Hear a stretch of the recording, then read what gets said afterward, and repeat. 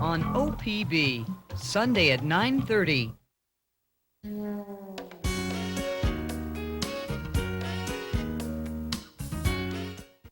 Funding for local broadcast of the MacNeil Lehrer NewsHour has been provided by the Oregon law firm of Davis Wright Tremaine, tailoring legal services to meet client needs, and by Towers Perrin Management Consulting, helping organizations achieve competitive advantage through their people.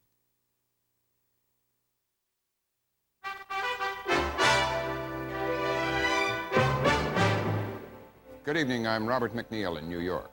And I'm Jim Lehrer in Washington. After our summary of the news this Friday, Speaker Gingrich and Minority Leader Gephardt talk Medicare reform in back-to-back interviews. Betty Ann Bowser reports on the day's Ruby Ridge hearings. And Mark Shields and Paul Gigot look at the week in politics. Major funding for the MacNeil Lehrer NewsHour has been provided by the Archer Daniels Midland Company. ADM, supermarket to the world. And by New York Life, yet another example of the wise investment philosophy New York Life has been following for the last 150 years, and by the Corporation for Public Broadcasting, and by the annual financial support from viewers like you. The Bosnian Serbs began withdrawing their heavy weapons from the hills around Sarajevo today. The pullback is part of an agreement to lift their siege of the Bosnian capital to stop the NATO airstrikes. It also requires the Serbs to open the Sarajevo airport and access roads for United Nations flights and aid convoys. We have more in this report from Gabi Rado of Independent Television News. The symbolism was irresistible. The first plane to land at Sarajevo airport for a very long time brought with it perhaps the best hope since the Bosnian conflict began that some kind of peace settlement was in sight. The safe landing was the first concrete result of the agreement between NATO and the Bosnian Serbs, which led to the suspension of 2 weeks of air bombardment. We have accepted a specific proposal made by President Milosevic and offered to Mr. Holbrooke about cessation of hostilities agreement in the zone of Sarajevo. In that context, we are ready to withdraw heavy weaponry and to relocate it on the edge of the zone of 20 kilometers. And finally, visual proof that the Bosnian Serbs are gathering heavy weapons ready for withdrawal. 3 tanks and several heavy guns were filmed a few miles south of Sarajevo, heading out of the exclusion zone. They've been given a total of 6 days for the pullout, 3 to show progress and 3 to complete the exercise. But there was some concern that the deal didn't include smaller mortars and anti-aircraft guns, which could allow a resumption of shelling if the ceasefire broke down. And this evening in Sarajevo, proof that a secure land route has finally been unblocked. A UN convoy escorted by French peacekeepers arrived with several hundred tons of aid. The citizens of the devastated city, who've had their hopes raised before, now wait to see if the momentum of the past 24 hours will continue. NATO reported 2 surface-to-air missiles were fired today at a NATO reconnaissance jet 30 miles southeast of Sarajevo. A spokesman said the plane was not hit and did not return fire because the threat was considered minimal. He didn't say who fired the missiles, but the UN said it was sending a strongly worded letter of protest to the Bosnian Serbs. President Clinton welcomed the Serb agreement to lift their siege of Sarajevo, but he warned them against breaking the accord. He spoke to reporters this morning at the White House. Today's developments are a direct result of NATO's steadfastness in protecting the safe areas and the close cooperation between the UN and NATO. They also reflect the intense diplomatic efforts by Assistant Secretary of State Richard Holbrooke and the U.S. negotiating team, as well as those of our European and Russian partners. Now the Bosnian Serbs must carry out their commitments and then turn their energies toward a political settlement that will end this terrible conflict for good. They should have no doubt that NATO will resume the airstrikes if they fail to keep their commitments, if they strike again at Sarajevo or the other safe areas. Assistant Secretary of State Richard Holbrooke arrived in Geneva today to brief members of the 5-power Bosnian contact group. He said there was still a long way to go in his attempts to broker a Bosnian peace plan. Jim? The UN Women's Conference ended today in Beijing with the passing of a platform for action. It demands empowerment, equality, and sexual rights for women and denounces all forms of violence against them. 41 delegate nations added reservations to the 150-page platform, most related to abortion or contraception. The 12-day conference was attended by 5,000 delegates from 189 nations. President Clinton said today he will veto the Republican Medicare plan if Congress passes it in its current form. House Republicans released an outline yesterday of how they would overhaul the system. Their proposal will increase premiums, phase out some subsidies for wealthy senior citizens, and offer the elderly an opportunity to choose a managed health care plan. President Clinton made his comments to a group of elderly retirees at the White House. If these health care cuts come to my desk of this size, I would have no choice but to veto it. But let me say this. What always becomes the news every day is what the new fight is, what the new conflict is. We ought to be here to build a bridge. I can't believe anyone would willingly damage the seniors of this country, the Americans with disabilities, the children of this country, as much as I believe this proposal will damage them. House Speaker Newt Gingrich discussed the GOP plan at a town meeting sponsored by the U.S. Chamber of Commerce in Washington. He said the proposal will increase annual benefits from $4,800 to $6,700 over 7 years. He said he believes the elderly will support its efforts. First of all, I believe all of our senior citizens are patriots, and I think they're adults, and I think you can tell them the truth. I don't think you have to pander to them. I don't think you have to be afraid of them.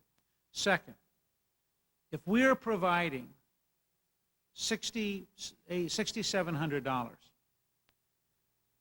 and something very much like $6,000 or more of that is going to come directly from the taxpayers, from the children and grandchildren who are still active, I think there are very few senior citizens who object to paying something towards having what is the best health care deal in America, and maybe the best health care deal in the world. We'll talk about Medicare with Speaker Gingrich and House Minority Leader Richard Gephardt right after the news summary. Senate negotiators agreed today to provide daycare benefits for welfare mothers forced to go to work. The cost could be $8 billion over 5 years. It was the latest step toward the Senate's passing a welfare reform bill. Senate Majority Leader Dole is scheduled to vote on final passage for Tuesday. White House Chief of Staff Leon Panetta said the Senate was moving in the right direction toward making the bill acceptable to the president. A federal marshal involved in the standoff at Ruby Ridge, Idaho, told a Senate panel today he never fired at Sam Weaver. The 14-year-old son of white separatist Randy Weaver was killed in a 1992 shootout with federal agents attempting to arrest his father. A government inquiry was unable to conclude who fired the shots that killed the boy. The Senate subcommittee investigating the events at Ruby Ridge has repeatedly questioned the actions of the FBI and federal marshals involved in the incident. Hurricane Marilyn is expected to cross the Virgin Islands and hit Puerto Rico this evening. Its winds are now up to 100 miles per hour. Hurricane warnings are in effect, and residents have been warned of flash floods, mudslides, and heavy surf.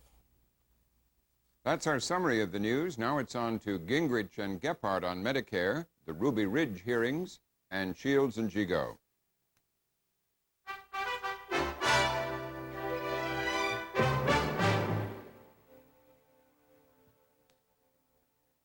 Again tonight, our main focus is the politics of reforming Medicare.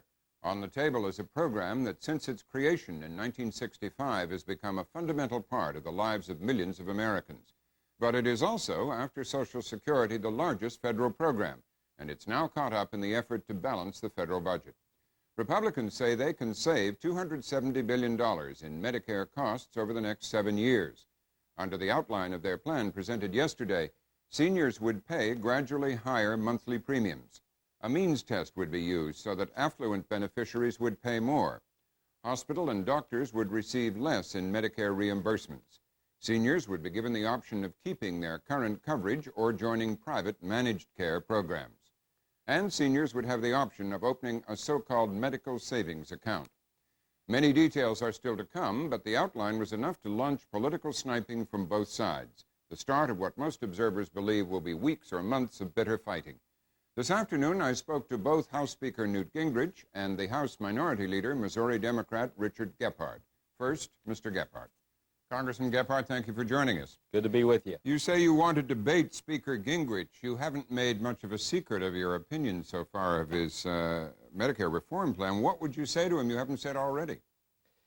Well, maybe we need to trade our facts back and forth and our ideas. I really think that the Republicans are arguing a false argument. They're saying that Medicare is going broke, so it has to be cut by $270 billion to save it.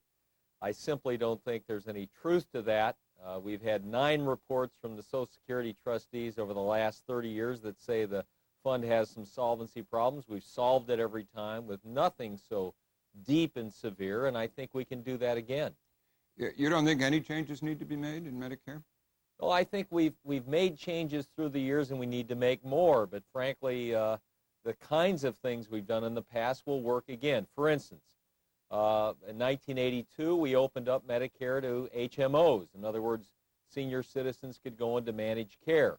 We probably could do more of that. We could make it more attractive for people to consider that option. Perhaps we're paying HMOs too much money. We pay them 95% of what we pay for a normal Medicare patient in a region. Probably we could lower that and save some money. There's a lot of fraud and waste and abuse in the system that can still be brought out. The General Accounting Office says there's about $110 billion a year in fraud, waste, and abuse. Surely we can get some of that out. The cost shifting and increasing costs for prescription drugs and things like that aren't necessary. And finally, we can lower the amount we compensate doctors and hospitals, but not nearly by the amount the Republicans have. What they're really doing is funding a tax break, largely which goes to the wealthiest Americans, and we simply think that's wrong, and we think the argument they're making is specious. Mr. Gingrich says that all you're doing, you and your fellow Democrats, are trying to scare elderly Americans, and that your campaign against this will be based on lie after lie, to quote him. Well, you know, if this is the way it's going to be debated, then we're not going to get very far. The real scare that's going on here is the Republican plan. And of all the issues I could think about, this shows the difference between these parties more than anything else. Look, the Republicans opposed Medicare when it was passed in 1965. 93% of Republicans voted against the program. All through the years, they've wanted to privatize Medicare, make it voluntary. Many have said you wouldn't, Dick Armey, the majority leader, said it's not a program you would have in a free country. They don't like the program. They've wanted to get rid of it. And the amazing thing to me is that they're now duping people into thinking that you've got to cut it by $270 billion to save it, which simply is not true. But they have a hidden agenda, and the agenda is to fund a tax break for the wealthiest Americans. And up until now, they've been kind of sliding this one by the American people. We're going to try to get these facts out.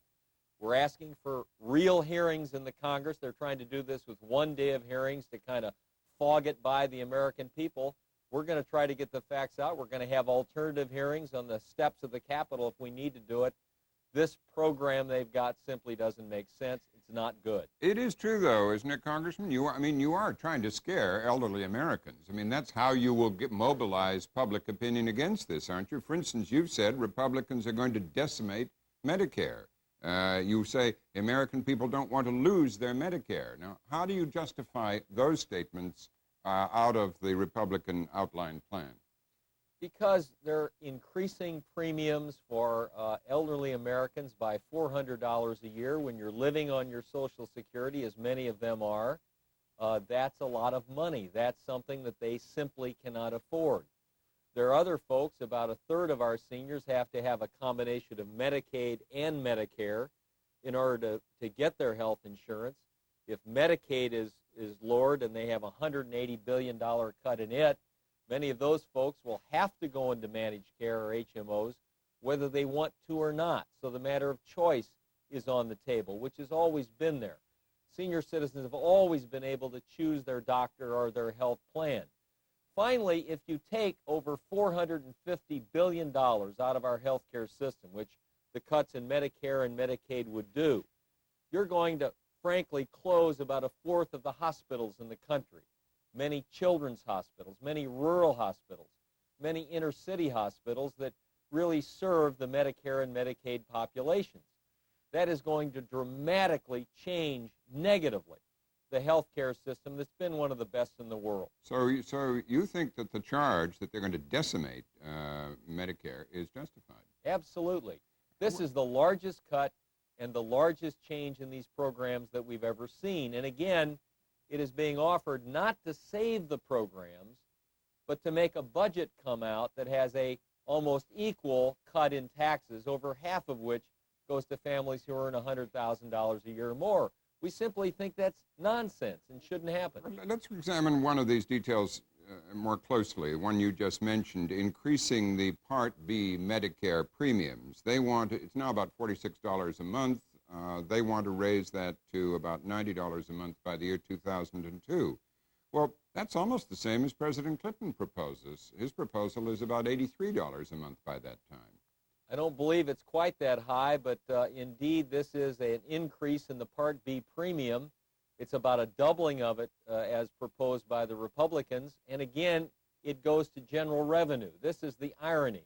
They're arguing they're trying to save the Medicare trust fund, yet none of the premium increase goes into the trust fund to save it. Would you be in favor of it if it were? No, I don't think you need to increase the premiums. I've said a moment ago, you can fix the problems in Medicare with about 90 or $100 billion, and frankly, you can get that from the ways I mentioned. Reducing a bit what we give to doctors and hospitals, getting more people to go into managed care, making that more attractive, probably reducing what we pay managed care, and finally, fraud, waste, and abuse. The accounting office says there's $110 billion a year by overcharges by doctors and hospitals. Surely we can get a fraction or a part of that out to reach this goal. What, do you object to their proposal to charge wealthier older Americans higher premiums? In other words, stop subsidizing the Part B premiums for people over 65 who have incomes as individuals above $75,000 a year. On its surface, it sounds like a good idea that if you have more money, you pay a little more. But what they're really after here, I think, is the first step in doing what they've always wanted to do, and that's to make Medicare and Social Security voluntary, privatized programs.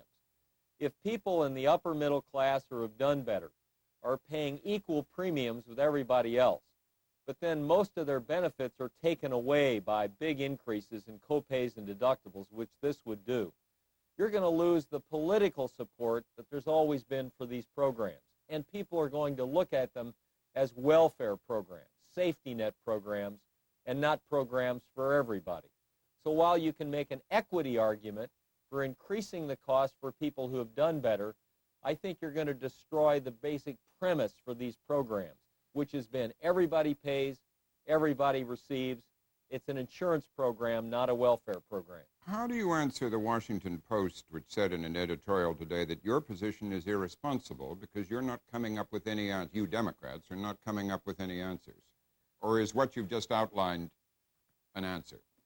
Well, I believe it is. I'm amazed at how gullible some of our editorial writers are who just blithely accept the Republican argument that we've got to vastly cut Medicare and Medicaid in order to save them. I would think they would know a little more about the programs and know the fallacy in that basic argument. But beyond that, you know, we've had all kinds of alternatives out there. The president, as you said, has alternatives. We're going to have alternatives in the Ways and Means Committee. We're going to have alternatives on the floor. We had Democratic alternatives to their budget, none of which were accepted by the Republicans. They're not interested in alternatives. They have their extreme budget, which tries to balance the budget in 7 years and give a huge tax break to the wealthy at the same time, which we don't think works. And frankly, they haven't been interested in anybody's alternative. They've just been wringing their hands for the first time in history about the sanctity and the solvency of the Medicare Trust Fund. It's the first time I've ever heard them be concerned by Medicare, and it's because they have another agenda, which is really cutting taxes for the wealthiest Americans. How do you feel about the proposal to create medical savings accounts, giving seniors more choices and an incentive to spend less if they choose? Well, the problem with it is that unlike giving incentives for people to get in managed care, which we know is got efficiencies and does move people in probably a better direction, this is really a very dangerous proposal in my view for a couple of reasons. First, people who are well and expect to stay well after 65 would probably be attracted to getting their premiums paid on a high deductible policy and then have money put aside for their deductibles.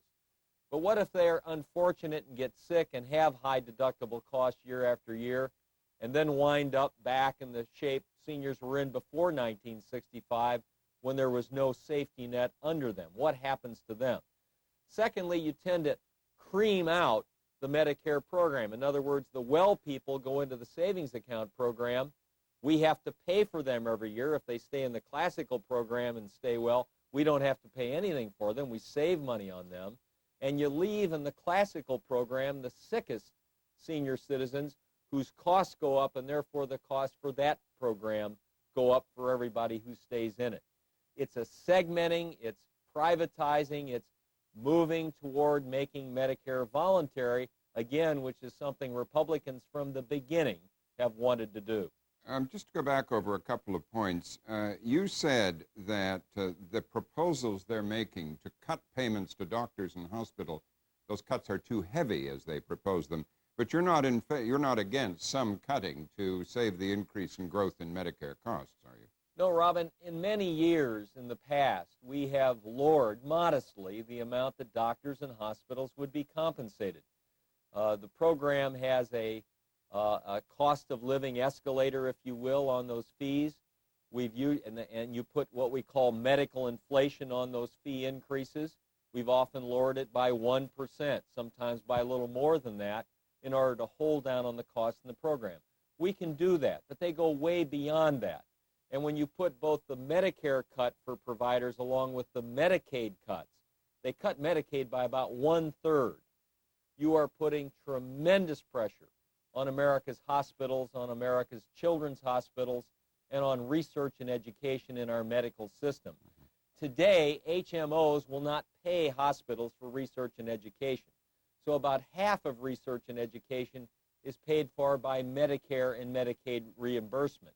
If that's lowered by the amount they're talking about, it will reduce dramatically the research that goes on in our hospitals, the education that keeps us having a high-class healthcare system, a high-quality healthcare system. Can I ask you just briefly now, do you think you're going to be able to mobilize public opinion to defeat this?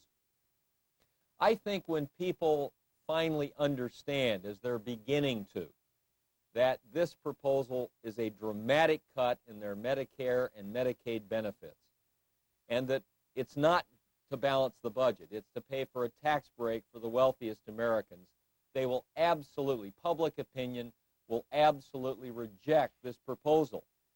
You know, one of the reasons I think the Republicans are trying to jam it through the Congress with 1 day of hearings, imagine 1 day of hearings, is that they don't want people to really know what's in it. The reason we haven't been able to get the specifics is they want to fog this one by the American people.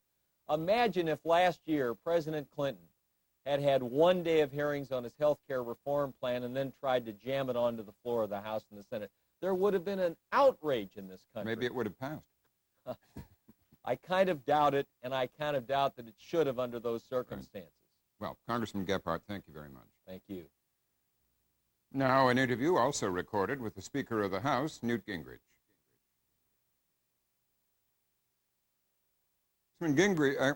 Congressman Gephardt wants a debate. Are you willing to sit down and debate with him point by point on this? Well, I saw Dick a little while ago. I told him as soon as he introduces a plan so we can see how the Democrats would save Medicare, I'd love to be able to have a chance to compare. But if we're the only ones that have done the work and created a plan to save Medicare, it seems to me that their job is first to do their homework before they get ready to debate. Why, after months of preparation, is your plan still an outline only?